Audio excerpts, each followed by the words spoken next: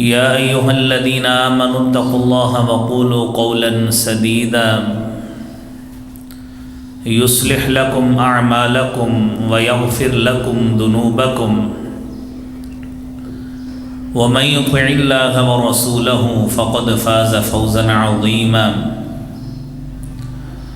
اللهم صل على محمد وعلى آل محمد كما صليت على إبراهيم وعلى آل إبراهيم إنك حميد مجيد اللهم بارك على محمد وعلى آل محمد كما باركت على إبراهيم وعلى آل إبراهيم إنك حميد مجيد رب اشرح لي صدري ويسر لي أمري واحلل عقدة من لساني يفقه قولي رب زدني علما سبحانك لا علم لنا إلا ما علمتنا إنك أنت العليم الحكيم أما بعد إن أحسن الكلام كلام الله وأحسن الهدي هدي محمد صلى الله عليه وسلم وشر الأمور محدثاتها وكل محدثة بدعة وكل بدعة ضلالة الضلالة في النار أعوذ بالله السميع العليم من الشيطان الرجيم بسم الله الرحمن الرحيم ومن آياته أن خلق لكم من أنفسكم أزواجا لتسكنوا إليها وجعل بينكم مودة ورحمة إن في ذلك لآيات لقوم يتفكرون صدق الله العظيم حمد و ثنا تعریف و تمہید حمد کبریائی اور بڑائی اللہ رب العالمین کی ذات کے لیے ہے۔ درود و سلام امام کائنات امام المرسلین شفیع المذنبین رحمت للعالمین جناب محمد الرسول اللہ صلی اللہ علیہ وآلہ وسلم کی ذات اقدس پر۔ حضرات علی وقار، اللہ مالک الملک نے کائنات میں جتنے بھی جانداروں کو پیدا کیا ہے،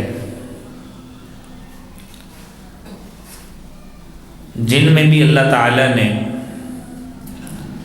جان رکھی ہے، جسم حرکت کرتا ہے، رب کائنات نے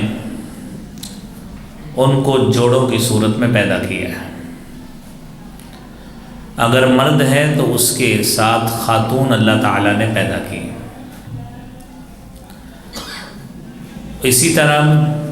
آپ جانوروں کی قسمیں لے لیں، ہر کسی کا مذکر بھی ہے، مؤنث بھی ہے۔ پرندوں کی قسمیں لے لیں، ہر کسی کا مذکر بھی ہے اور مؤنث بھی ہے۔ لیکن ان تمام میں سے جو فضیلت اور برتری اللہ تعالیٰ نے عطا فرمائی ہے وہ تو انسان کو عطا فرمائی ہے۔ تو انسان کو اللہ رب العالمین نے جس لحاظ سے اس کو کپل بنایا ہے، جوڑا بنایا ہے، وہ آپ نے ابھی آیت خطبہ مسنونہ میں سماعت فرمائی کہ اللہ رب العالمین فرماتے ہیں وَمِنْ آيَاتِهِ أَنْ خَلَقَ لَكُم مِّنْ أَنفُسِكُمْ أَزْوَاجًا لِتَسْكُنُوا إِلَيْهَا وَجَعَلَ بَيْنَكُم مَّوَدَّةً وَرَحْمَةً۔ اس رب کائنات کی نشانیوں میں سے یہ ایک نشانی ہے کہ اس نے من انفسکم ازواجا، تم میں سے ہی اللہ تعالیٰ نے تمہارا جوڑا بنایا ہے، تمہاری بیوی بنائی، اور پھر لتسکنوا الیہا، اس کا مقصد، اس خاتون کا مقصد یہ ہے، بنانے کا مقصد یہ ہے لِتَسْكُنُوا إِلَيْهَا، تاکہ تم اس کی طرف سکون حاصل کرو۔ وَجَعَلَ بَيْنَكُمْ مَوَدَّةً وَرَحْمَةً، اور اس رب کائنات نے تمہارے درمیان مودت اور شفقت وہ پیدا کر دی۔ یہ ایک ایسا رشتہ ہے جو زوجین کا باہمی رشتہ، جو ہمارے شریعت اسلامیہ میں نکاح کے ساتھ جس کا آغاز ہوتا ہے، اور اس نکاح سے آغاز کے بعد زوجین کو اللہ تعالیٰ اولاد عطا فرماتے ہیں، اور اسی طرح بنی نوع انسانی اور بالخصوص مسلمان، ان کا سلسلہ نسل آگے بڑھتا ہے اور اسی طرح ہی آگے نسل چلتی ہے۔ کائنات میں اگر کوئی شریعت ایسی موجود ہے،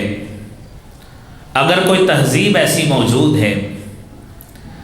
کہ جس نے زوجین کے اس تعلق کو ایک محبت کا تعلق قرار دیا ہے، ایک باہمی مودت کا تعلق قرار دیا ہے، اور ایسا تعلق قرار دیا کہ جس سے آپس میں مودت اور محبت اور لطافت پیدا ہوتی ہو، وہ کوئی تہذیب اور شریعت نہیں ہے، وہ شریعت اسلامیہ ہے۔ آپ کائنات کی مختلف تہذیبوں میں اور گزشتہ جتنی بھی ہم سے پہلے تہذیبیں گزر چکی، جن کے فالوورز اور پیروکار اب بھی موجود ہیں اور بڑی کثرت سے موجود ہیں، آپ ان کی تہذیبوں کا مطالعہ بھی کریں تو خاتون کے لیے جو عظمت کے الفاظ، اس کے لیے اس کی عظمت کے ساتھ ساتھ اس کا وقار، اس کی عزت، اس کی عفت، اس کی پاک دامنی، اور پھر اس کے تحفظ کے لیے جو اقدامات ہماری شریعت میں موجود ہیں، وہ کسی اور شریعت میں نظر ہی نہیں آتے۔ آپ اس کا مختصر طور پہ چند الفاظ کی صورت میں مختلف تہذیبوں میں یا مختلف جو سابقہ ہم سے جو شریعتیں گزر چکی، ان کے فالوورز نے، شریعتوں کی یہ تعلیم نہیں تھی، یہ ان کے پیروکاروں نے شریعت سے الٹ ایسی تعلیمات کو خود ہی اپنے تئیں اپنا لیا کہ خاتون جس کو ایک باقاعدہ مقام ملنا چاہیے تھا، وہ بدقسمتی سے نہیں مل سکا۔ آپ یہودیت کو دیکھیے، یہودیت میں اس میں مرد کا اختیار کیا ہے؟ مرد کا اختیار ایک حاکم کی مانند، اور عورت کا اختیار ایک محکوم خاتون کی مانند۔ اور پھر عورت جو ہے وہ باپ کی رضامندی کے بغیر خدا کو راضی کرنے کے لیے منت اور نظر بھی نہیں مانگ سکتی، اس کو اختیار نہیں ہے۔ اس کا خامد مر جائے یا کوئی کسی طرح علیحدگی ہو جائے زوجین میں، تو اس خاتون کو دوبارہ شادی کرنے کی بھی اجازت نہیں ہے۔ اور اس کے بعد آپ دوسری تہذیب کو دیکھیے کہ عورت کے تئیں وہی نظریہ جو یہودیت میں پایا جاتا ہے، بدقسمتی سے عیسائیت میں بھی وہی نظریہ، ان میں بھی عورت کے مطابق وہی تصورات، وہی نظریات، وہی خیالات ہیں۔ بلکہ عیسائی مذہب میں جو بنیادی خیال یہ ہے کہ عورت گناہ اور فساد کی جڑ ہے، اور بدی کی جڑ ہے، برائی کی جڑ ہے، اور جہنم کا نعوذ باللہ دروازہ ہے۔ یہ لوگوں کے اپنے اپنے طور پر نظریات ہیں جو انہوں نے عورت کے حوالے سے قائم کیے ہیں۔ اور ہندو مت میں دیکھیے کہ ہندو مت میں عورت کو سرکشی کی صفات کا مجموعہ قرار دیا جاتا ہے۔ مردوں کو بہکانے والی، جھوٹی، مکار، احمق اور ظالم جیسے القابات یہ ہندو مت میں عورت کے لیے آپ کو ملیں گے۔ اور پھر اس کے ساتھ ساتھ یونانیوں کے ہاں دیکھیے اور یونانیوں کے علوم اور فلسفے کی داستانیں آج بھی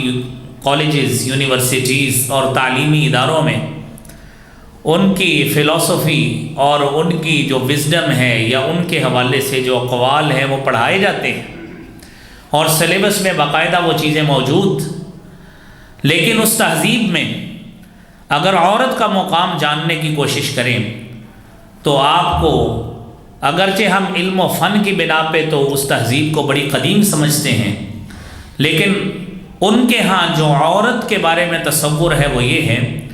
کہ اس سے زیادہ کوئی فتنہ و فساد کی جڑ کوئی اور چیز نہیں ہے، وہ صرف عورت ہے.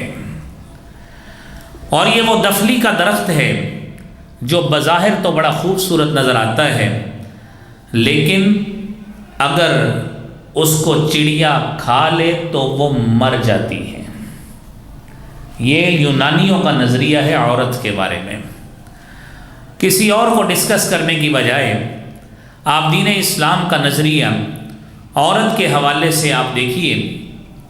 کہ شریعت مطہرہ میں عورت کی جب پیدائش اس سے قبل ہوتی تھی تو لوگ خاتون کے لیے کیسا سلوک کرتے تھے. بچی کی پیدائش ہوتی تھی تو ان کا اس پیدائش پہ کیسا سلوک ہوتا تھا، اور پھر دین اسلام نے اس کو آ کے کیسے بدلا ہے. آپ سورہ نحل کی آیات سنیے. وَإِذَا بُشِّرَ أَحَدُهُم بِالْأُنثَىٰ ظَلَّ وَجْهُهُ مُسْوَدًّا وَهُوَ كَظِيمٌ.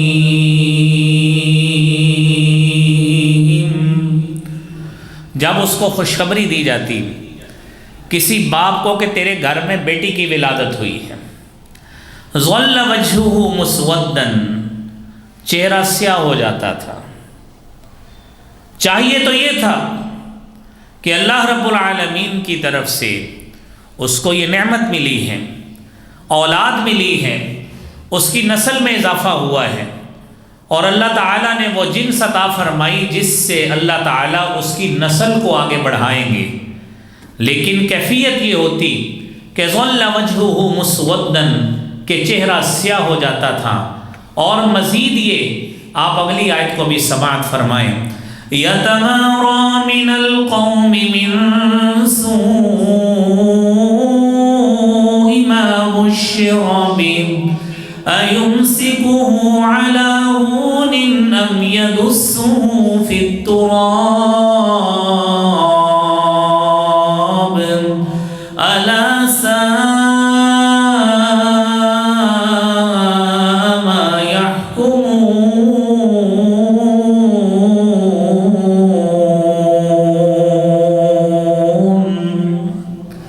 یتوارا من القوم،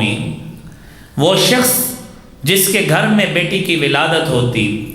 یتوارا من القوم من سوء، وہ اس کو اتنی بڑی برائی سمجھتا کہ اس پیدائش کو اپنے لیے رحمت سمجھنے کی بجائے وہ قوم سے، اپنے قبیلے سے، اپنے خاندان سے، اپنی برادری سے منہ چھپاتے پھرتا. اب وہ اس کے سامنے دو راستے ہوتے تھے. ایمسکہ علی ہون،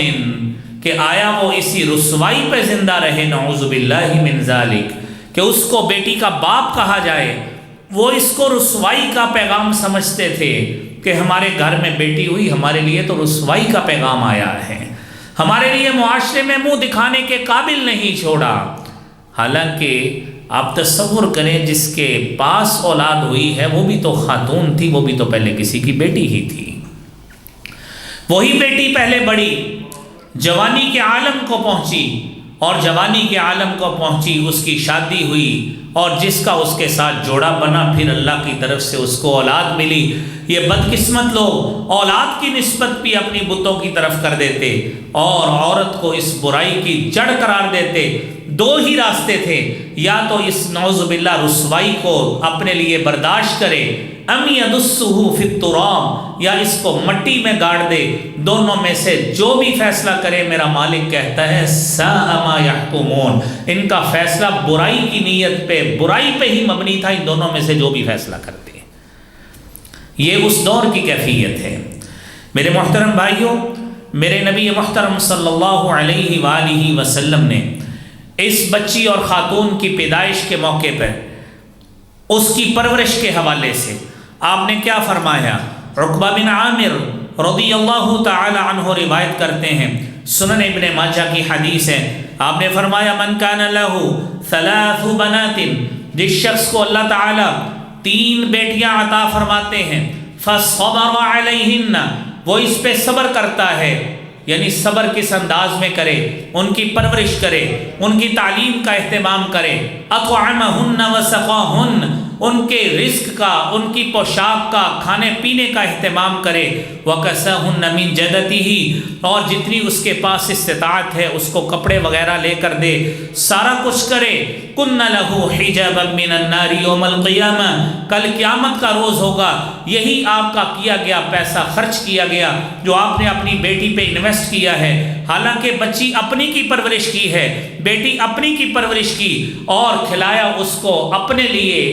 لیے پہنایا اس کو کہ آپ کی بچی ہے، آپ کی نسبت ہے اور آپ کی طرف نسبت ہے، آپ کی نسل ہے، سارا کچھ کیا۔ کن لہ حجابا من النار، میرے نبی محترم صلی اللہ علیہ وسلم نے فرمایا یہی بچی ہوگی جو کل قیامت کے روز جہنم اور اس کے درمیان ایک پردہ بن جائے گی اور اس کو جہنم میں نہیں جانے دے گی۔ یہ 3 بچیاں ہیں۔ اور دوسری حدیث نبی کریم صلی اللہ علیہ وآلہ وسلم نے جو خاتون اور بچی کے حوالے سے فرمایا، ام المومنین سید عائشہ صدیقہ رضی اللہ تعالی عنہا بیان کرتی ہیں کہ میرے پاس ایک عورت اپنی 2 بیٹیاں لے کر آئی اور اس نے سوال کیا، میرے پاس ایک کھجور کے اور کچھ نہیں تھا، میں نے ایک کھجور اس کو دے دی۔ خاتون جس کے ساتھ اس کی 2 بچیاں تھیں، اس نے کیا کیا؟ اس نے ایک کھجور وہی لی، اس کھجور کے 2 حصے کیے، آدھی ایک بچی کو دے دی، آدھی ایک بچی کو دے دی، اور آپ کچھ نہیں کھایا۔ نبی محترم صلی اللہ علیہ وآلہ وسلم تشریف لاتے ہیں اور ام المومنین سید عائشہ صدیقہ رضی اللہ تعالی عنہا وہ سارا واقعہ اپنے شوہر نامدار رسالت مآب جناب محمد رسول اللہ صلی اللہ علیہ وآلہ وسلم کو بتاتی ہیں۔ نبی کریم صلی اللہ علیہ وسلم نے فرمایا من ابتلی بشیء من هذه البنات کن لہ سترا من النار، آپ صلی اللہ علیہ وسلم نے فرمایا جس شخص کو ان بیٹیوں کی وجہ سے کسی بھی چیز کے ساتھ آزمایا گیا، حالانکہ یہ تو صرف کھانا تھا، اس کھانے پہ ہی آزمائش تھی، اور اس ماں نے خود نہیں کھایا، اپنی بیٹیوں کو کھلا دیا، میرے نبی صلی اللہ علیہ وسلم نے فرمایا کسی ایک موڑ سے بھی، کسی ایک طرف سے بھی، کسی ایک چیز سے بھی آزمائش ہوئی اور وہ اس آزمائش پہ پورا اتری، یہی بچیاں اور یہی آزمائش جو انہوں نے برداشت کی، یہ قیامت کے روز اس کے اور جہنم کی آگ کے درمیان پردہ اور اوٹ بن کر اس کو جہنم کی آگ سے بچائے گی۔ میرے بھائیوں، رسالت مآب صلی اللہ علیہ وآلہ وسلم نے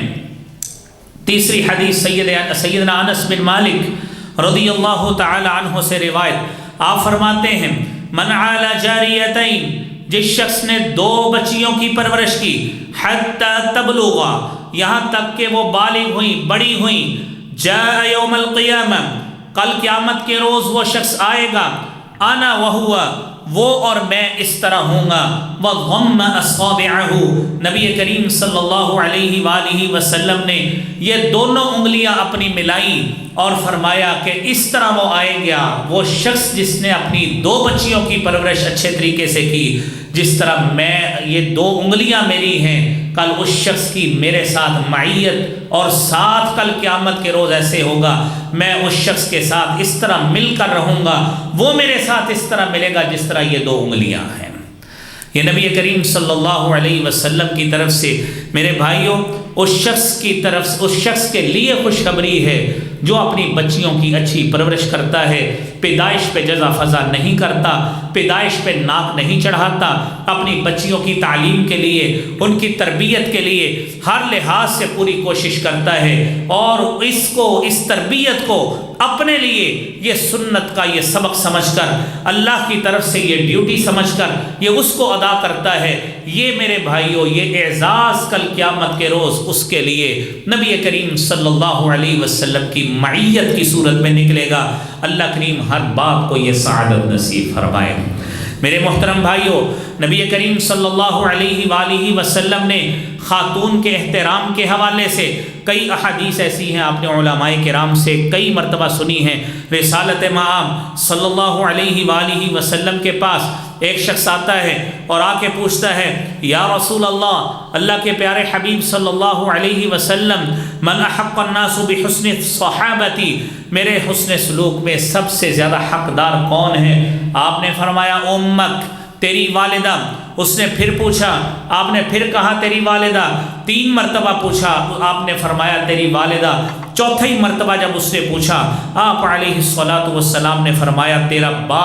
تیرا باپ تیرے حسن سلوک کا حقدار ہے۔ یعنی علماء کرام، مفسرین کرام، محدثین عظام جب اس حدیث کو وضاحت کرتے ہیں اور اس کی تشریح کرتے ہیں، وہ فرماتے ہیں کہ ان والدین کا حق اللہ رب العالمین نے جو رکھا ہے وہ اس اعتبار سے رکھا ہے کہ حقوق کے اعتبار سے اتنی اچھی تقسیم کی گئی کہ اس کے 3 حصے ماں کو دیے اور 1 حصہ باپ کو دیا۔ اس کی وجہ یہ ہے کہ اس کی پرورش کو، اس کی پیدائش کو، اس کا اٹھانا، پھر اس کی ولادت ہونا، اور پھر اس کے بعد اس کی فیڈنگ کروانا اور اس کے سارے بچپن کے حالات سے نبرد آزما ہونا، یہ والدہ کا کام ہے، جو ساری قسم پرسی کے عالم میں، مشقت کے عالم میں ان ساری مشقتوں کو برداشت کرتے ہوئے اس بچے کو پال کر بڑا کرتی ہے۔ اللہ رب العالمین نے اس کے لیے اتنا بڑا اعزاز میرے بھائیوں رکھا ہے۔ اور پھر اس کے ساتھ ساتھ رسالت مآب صلی اللہ علیہ وآلہ وسلم نے میرے بھائیوں اس صحابی کے حوالے سے، جس کے حوالے سے یہ واقعہ موجود کہ دحیہ کلبی، جس نے 70 بچیاں روایات میں آتا ہے، اس نے اپنی بھی درگور کی اور لوگوں کی بھی درگور کی۔ یہ سارا کچھ یہی کچھ اس زمانے میں چلتا تھا۔ اسلام نے آ کر میرے بھائیوں خاتون کو، اس کو شادی کے حقوق بھی دیے اور یہاں تک کہ اس کی رضامندی بھی ساتھ مشروط کر دی۔ اور پھر خاتون کا خامند فوت ہو جاتا ہے یا کسی طرح ان کے درمیان علیحدگی ہو جاتی ہے، شریعت مطہرہ نے اس خاتون کو اگلی شادی کرنے کا بھی اختیار خود دیا ہے، اور پھر اس کے ساتھ ساتھ شادی پر حق مہر رکھنا یہ بھی شریعت نے اس نکاح کا حصہ قرار دیا ہے۔ اور پھر یہی خاتون بچی ہے، جوان ہے، بڑی ہے، اگر یہ بطور بیٹی ہے، اس کا باپ فوت ہو جاتا ہے، اس کی ماں فوت ہو جاتی ہے، اللہ رب العالمین نے اس کی وراثت کا حصہ رکھا ہے۔ اگر بطور بیوی اس کا خامند فوت ہو گیا تو اس صورت میں اس کے لیے وراثت کا حق کئی وہ 4تھا اور 8واں حصہ مختلف صورتوں میں رکھا، اور پھر بیٹی کی صورت میں اس کے لیے الگ حق رکھا، اور پھر اگر ماں کی صورت میں کسی بچے کی صاحب جائیداد اس کی والدہ کے طور پہ فوت ہوتی ہے، اس کے لیے وراثت میں حق رکھا، وصیت کی صورت میں حق رکھا۔ یہ تمام شریعت کے وہ مظاہر ہیں جو میرے بھائیوں شریعت نے ایک خاتون کو عطا کیے ہیں۔ بدقسمتی آج یہ ہے کہ جب یہ جیسے ہی یہ مارچ کا مہینہ شروع ہوتا ہے تو ایسی ایک کیمپین شروع ہوتی ہے خواتین کے عالمی دن کے نام سے، اور اس کو لانچ کرنے والے اور اس کو آگے پروموٹ کرنے والے اور پھر ایڈورٹائز کرنے والے وہ لوگ ہوتے ہیں جو ان تمام چیزوں سے نابلد ہیں اور شریعت کے ان دیے گئے تمام حقوق سے نابلد، ناواقف اور بالکل بے خبر وہ لوگ ہوتے ہیں جن کو شریعت کی کسی اس تعلیم کا علم نہیں ہے۔ حالانکہ قرآن کریم نے میرے بھائیوں جو واضح طور پر جو زوجین کو حقوق دیے ہیں، سب سے پہلا تو اصول بنا دیا وَلَهُنَّ مِثْلُ الَّذِي عَلَيْهِنَّ بِالْمَعْرُوفِ، کہ ان خواتین کے لیے بھی وہی کچھ ہے، زوجین میں سے خاتون کے لیے بھی وہی کچھ ہے جو جس طرح ان کے ذمے واجب الادا ہے، اسی طرح جس طرح انہوں نے خامند سے کی خدمت کرنی ہے، اسی طرح خامند کی طرف سے بھی کچھ حقوق ان کے لیے نکلتے ہیں جو شریعت نے ان کے لیے رکھے ہیں۔ یہ تمام چیزیں کیلکولیٹ کریں، شریعت نے ایک خاتون کو ایک اتنا بہترین اور باوقار مقام دیا ہے جو اسلام سے قبل کسی تہذیب میں موجود نہیں ہے۔ میرے بھائیوں، آپ قرآن کریم کو سماعت فرمائیں، سورۃ النساء میں سے الرجال قوامون علی النساء بما فضل اللہ بعضهم علی بعض وبما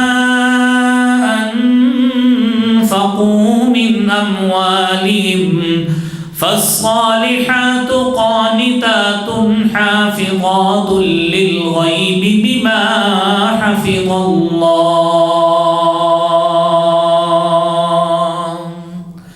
شریعت نے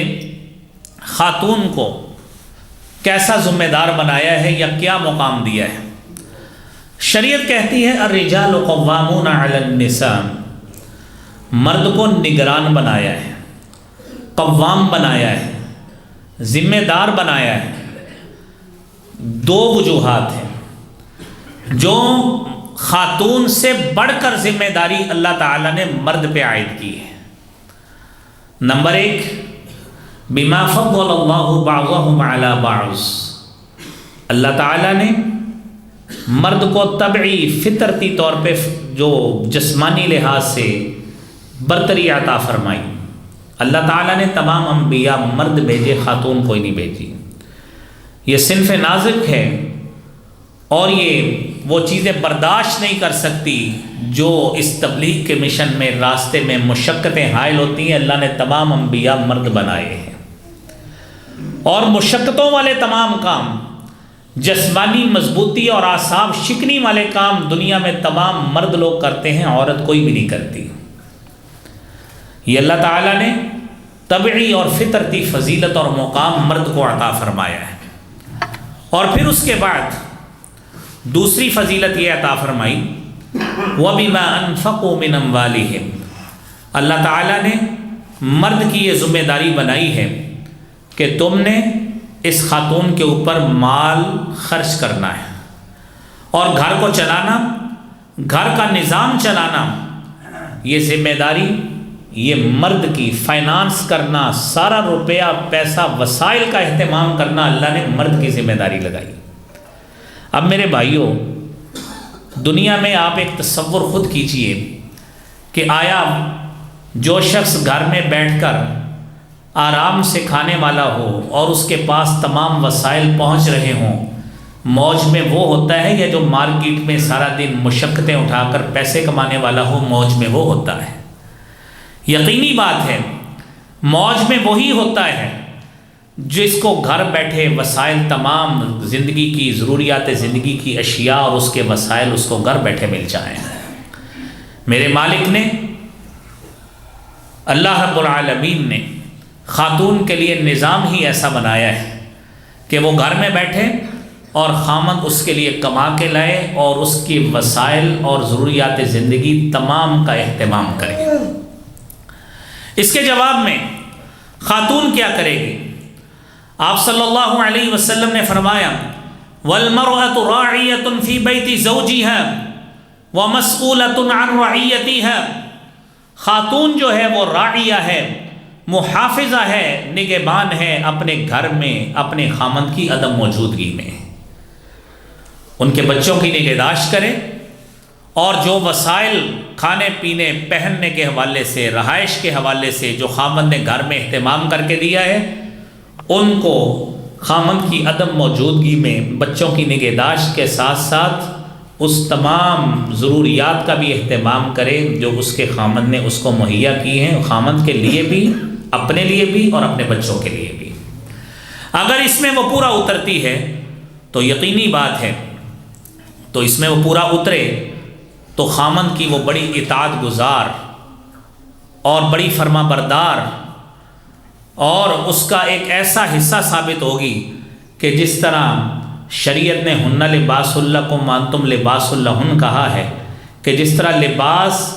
عیب پوش پردہ پوش ہوتا ہے، اور جسم کے ساتھ مل کر جسم جیسا ہوتا ہے مرد اور خاتون بھی ایک جیسے ہی تبان ہو جاتے ہیں، پھر ایک دوسرے کی رعایت رکھتے ہیں اور ہر لحاظ سے ایک دوسرے کے ساتھ معاملہ فہمی، گھر کو اچھے طریقے سے چلانا، معاملات کو اچھے طریقے سے ڈیل کرنا، اور گھر کو بڑے اچھے طریقے سے چلاتے ہیں۔ اور یہ وہی پھر خاتون اس حدیث کا منظر پیش کرتی ہے جس کے بارے میں عبد الرحمن بن عوف رضی اللہ تعالی عنہ روایت کرتے ہیں، نبی کریم صلی اللہ علیہ وسلم نے فرمایا اذا صلت المرأة خمسها، جب عورت 5 وقت کی نماز پڑھے، وصامت شہرها، رمضان کے روزے رکھے، وحفظت فرجها، اپنی عزت اور عصمت کا تحفظ کرے، وَأَطَاعَتْ زَوْجَهَا، اور اپنے خامن کی اطاعت کرے، قِيلَ لَهَا، اس خاتون سے قیامت کے روز کہا جائے گا ادخلی الجنت من ای باب شئتی، جاؤ اے خاتون تو نے دنیا میں اپنے خامن کی اطاعت میں وقت گزارا ہے، جنت کے 8 دروازے کھلے ہیں جس میں سے مرضی داخل ہو جاؤ۔ یہی خاتون ہے، اسی کو ہی یہ نبی کریم صلی اللہ علیہ وسلم نے خوشخبری دی۔ لیکن یہ بات مد نظر رکھنی ہے کہ خاتون ذمہ داریاں پوری کرے۔ حضرت معقل بن یسار رضی اللہ تعالیٰ عنہ بیان کرتے ہیں، صحیح بخاری کی 7150 نمبر حدیث ہے، ما من عبد استرعاه الله رعیة فلم يحطها بنصیحة الا لم يجد رائحة الجنة، اگر اللہ رب العالمین نے کسی شخص کو بھی کسی جگہ کا راعی بنایا ہے، محافظ بنایا ہے، اور اگر وہ ان کے ساتھ خیر خواہی نہیں کرتا، نگہداشت نہیں کرتا، وہ مرد ہو یا خاتون ہو، لم یجد رائحۃ الجنہ، وہ جنت کی خوشبو بھی نہیں پائے گا۔ مرد کو اللہ تعالیٰ نے گھر کا اوورآل محافظ اور نگران بنایا ہے، وہ اگر گھر کی ضروریات کا دھیان نہیں کرے گا، اپنی عیش عشرت میں لگا رہے گا، اور گھر کے کسی شخص کی ضرورت کا اس کو احساس نہیں ہے، یہ حدیث اس پہ بھی صادق آتی ہے، اور یہ حدیث اس خاتون پہ بھی صادق آتی ہے کہ جو سارے وسائل لینے کے باوجود، جو خاتون اپنے خامن سے تمام حصہ وصول کرنے کے باوجود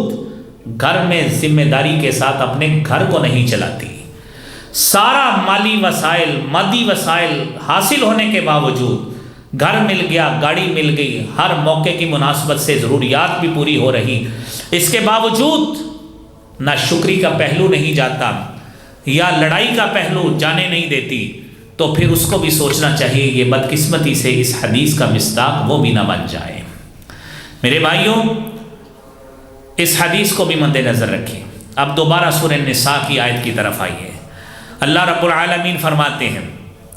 فَالصَّالِحَاتُ قَانِتَاتٌ حَافِظَاتٌ لِلْغَيْبِ بِمَا حَفِظَ اللَّهُ وَاللَّاتِي تَخَافُونَ نُشُوزَهُنَّ فَعِظُوهُنَّ وَاهْجُرُوهُنَّ فِي الْمَضَاجِعِ وَاضْرِبُوهُنَّ فَإِنْ أَطَعْنَكُمْ فَلَا تَبْغُوا عَلَيْهِنَّ سَبِيلًا إِنَّ اللَّهَ كَانَ عَلِيًّا كَبِيرًا۔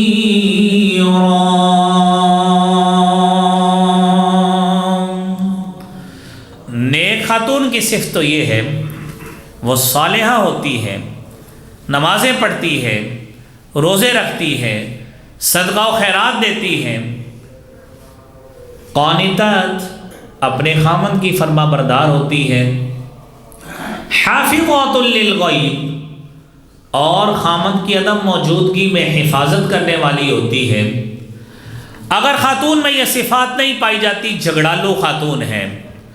واللاتی تخافون نشوزہن فعظوہن، پہلا سٹیپ ہے نصیحت کرو، کتنی دیر کرو، 1 دن کرو، 2 دن کرو، مہینہ کرو، 3 مہینے کرو، 4 مہینے کرو، نصیحت کرو، گھر کے معاملات کو سمجھاؤ، گھر کے معاملات کے حوالے سے اسے سمجھاؤ، اور قائل کرو کہ مل جل کر رہنے کے فوائد کتنے ہیں، اگر ہم علیحدہ ہو گئے تو بچوں کا کیا بنے گا، گھر ٹوٹ جائے گا۔ پہلا سٹیپ، سارا کچھ کرنے کے باوجود اس میں یہ بات شرط ہے ہر لحاظ سے کہ بندہ اپنی طرف سے مثبت انداز میں ڈیل کرے۔ یہ ہرگز مطلب نہیں ہے جاتے ہی 2-4 گالیاں نکال لے اپنی بیوی کو اور 2-4 تھپڑ رسید کرے، پھر آگے سے کہ تو میری بات نہیں مانتی۔ یہ پہلی بات ہے کہ بندہ اپنی طرف سے وہ ہر لحاظ سے مثبت انداز سے ڈیل کرے۔ پہلا سٹیپ نصیحت کریں۔ دوسرا سٹیپ وَاهْجُرُوهُنَّ فِي الْمَضَاجِعِ، ان کو بستروں میں الگ کر دو، گھر میں ہی رہیں، بستر سے الگ علیحدگی اختیار کریں۔ ذرا چند دن علیحدہ رہیں گے، دونوں کو ایک دوسرے کی ضرورت کا احساس ہوگا، خود ہی معاملات ٹھیک ہو جائیں گے۔ اگر یہ کچھ کرنے کے باوجود 2 سٹیپ لیے ابھی تک بات نہیں بنی، یاد رکھیے طلاق کی ابھی تک نوبت نہیں آئی، نام بھی نہیں ہے طلاق کا۔ ہمارے معاشرے میں بدقسمتی سے سب سے پہلے طلاق کا لفظ بول کر بعد میں ان سٹیپ کو اپنانے کی کوشش کرتے ہیں کہ اب سمجھا دے، نصیحت اب کر دیتے ہیں۔ کہا گیا وَضْرِبُوهُنَّ، ان کو مارو، اور حدیث میں صحیح مسلم کی حدیث میں آتا ہے ایسی مار پڑے غیر مبرح، جس سے اس کے جسم پہ نشان بھی نہ پڑے۔ 3 باتیں ہو گئی۔ قرآن کہتا ہے اِنْ أَطَعْنَكُمْ فَلَا تَبْغُوا عَلَيْهِنَّ سَبِيلًا، اگر وہ تمہاری بات مان لیں تو ایسا کوئی رستہ مت تلاش کریں جو علیحدگی کی طرف جاتا ہو۔ 3 سٹیپ ہو گئے۔ چوتھا سٹیپ قرآن پھر سنیے، فَإِنْ خِفْتُمْ شِقَاقَ بَيْنِهِمَا فَابْعَثُوا حَكَمًا مِّنْ أَهْلِهِ وَحَكَمًا مِّنْ أَهْلِهَا إِن يُرِيدَا إِصْلَاحًا يُوَفِّقِ اللَّهُ بَيْنَهُمَا إِنَّ اللَّهَ كَانَ عَلِيمًا خَبِيرًا۔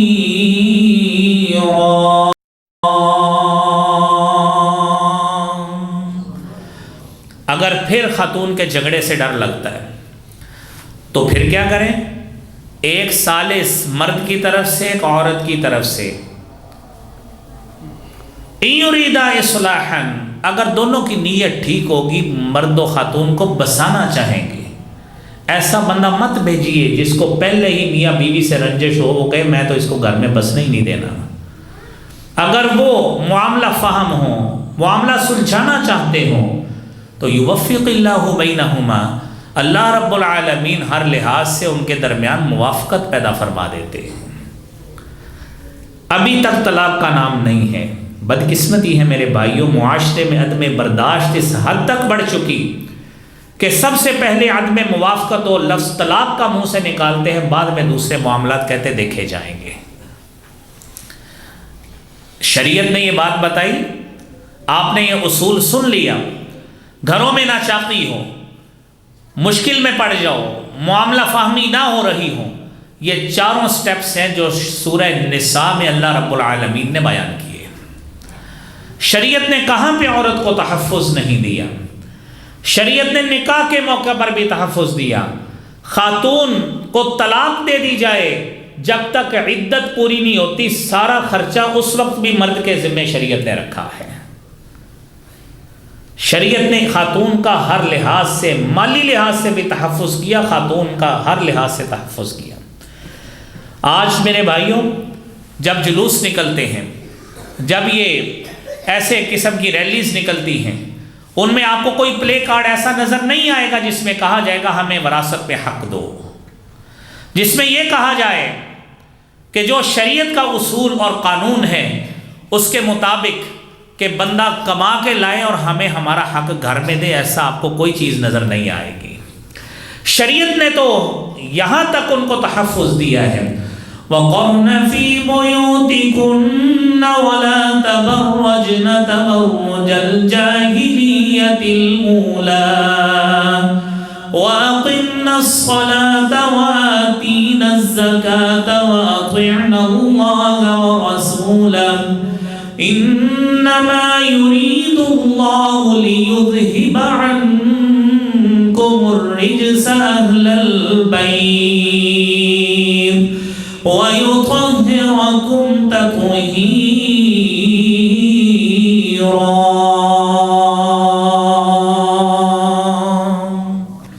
اللہ اللہ رب العالمین تو ان خواتین سے چاہتے کیا ہے؟ گھر میں ٹھہرو، گھر میں بیٹھ کے نمازیں پڑھا کرو، اللہ کے راستے میں صدقے کیا کرو، اللہ کے راستے میں پیسے خرچو، تسبیحات کیا کرو، تحلیلات کیا کرو، اللہ کا نام لیا کرو۔ رب کیا چاہتا ہے؟ اللہ تعالیٰ چاہتا ہے کہ جس طرح آگے سورہ احزاب میں اللہ رب العالمین نے جب پردے کا حکم دیا ہے کہ تم معاشرے کی گندی نظروں سے بچ جاؤ، یا ایھا النبی قل لازواجک وبناتک ونساء المؤمنین یدنین علیہن من جلابیبہن ذالک ادنی ان یعرفن فلا یؤذین وَكَانَ اللَّهُ غَفُورًا رَحِيمًا۔ اے نبی صلی اللہ علیہ وسلم اپنی بیویوں کو، بیٹیوں کو، مسلمان عورتوں کو کہیں اپنے اوپر اوڑھنی لے کے رکھا کریں، اپنے اوپر موٹی چادر لے کے رکھا کریں،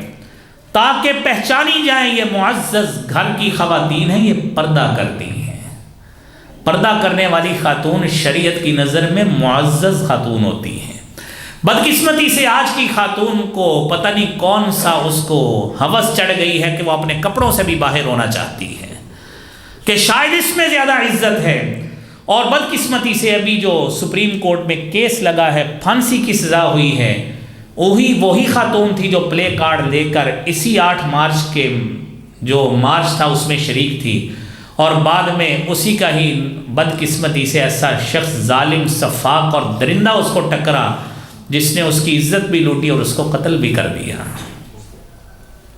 شریعت کہتی ہے گھر میں ٹھہرے، نمازیں پڑھیں۔ اللہ چاہتے ہیں کہ معاشرے کی گندی نظروں سے محفوظ رہو، تمہیں تکلیف نہ ہو، اللہ تمہیں اس تکلیف سے بھی بچانا چاہتے ہیں۔ میرے بھائیوں، قرآن کریم نے اتنا تحفظ کیا ہے، اتنا تحفظ کیا ہے، آپ سچی بات ہے شریعت کی تعلیمات سن کر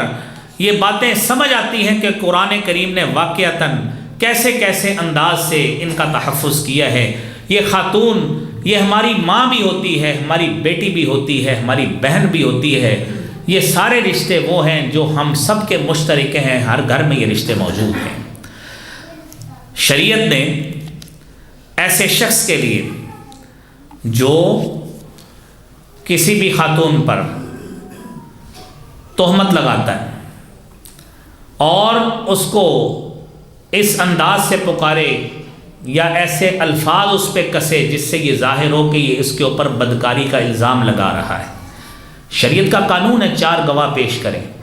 لیکن اگر کوئی نہیں کرتا، قرآن وہ بھی سنیے، ان الذين يرمون المحصنات الغافلات المؤمنات لعنوا في الدنيا والآخرة ولهم عذاب عظيم۔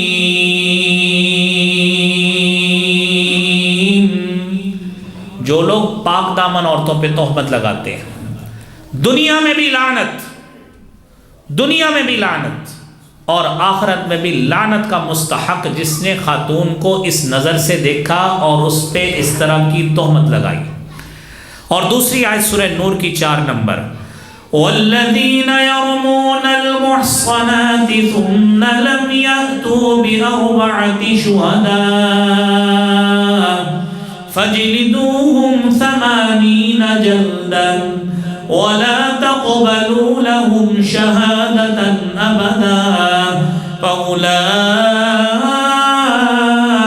هم الفاسقون۔ پاک دامن عورت پر، جاتی عورت پر،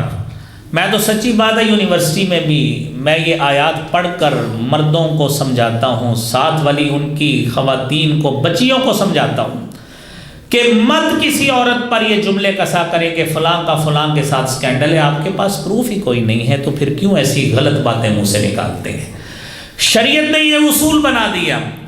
کہ آپ کسی پر تہمت لگائیں 4 گواہ آپ کے پاس نہیں ہیں،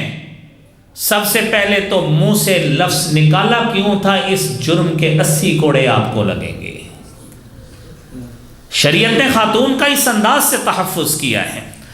اور 80 کوڑے تو لگے اس لفظ کو، تہمت والے لفظ کو منہ سے نکالنے کے، اور ساتھ ساری زندگی کے لیے تا حیات نااہل ہے وہ بندہ، وہ گواہی دینے کے اہل نہیں ہے۔ یہ سورہ نور کی آیت نمبر 4 ہے۔ لا تقبلوا لهم الشہادۃ ابدا، ساری زندگی اس کی گواہی قبول نہیں ہوگی۔ شریعت نے اس طرح تحفظ کیا ہے۔ لہذا خلاصہ میرے بھائیو یہ ہے کہ عورت وہ میری ماں ہو، وہ میری بچی ہو، بیٹی ہو، بیوی ہو، بہن ہو، بیوی کچھ بھی ہو، کسی رشتے سے بھی ہو، جو حق اس خاتون کو دین اسلام نے دیا ہے وہ حق نہ اس سے پہلے ملا تھا، نہ آئندہ کسی سے وہ توقع ہے۔ خاتون اس حق کو پہچانے، تعلیمات نبویہ سے، تعلیمات اسلامیہ سے آگاہ ہو۔ اللہ کریم مجھے بھی، آپ کو بھی، ہم سب کو ان تعلیمات کو سمجھ کر آگے انہی کے مطابق اپنی زندگی گزارنے کی توفیق عطا فرمائے۔ وآخر دعوانا الحمدللہ رب العالمین۔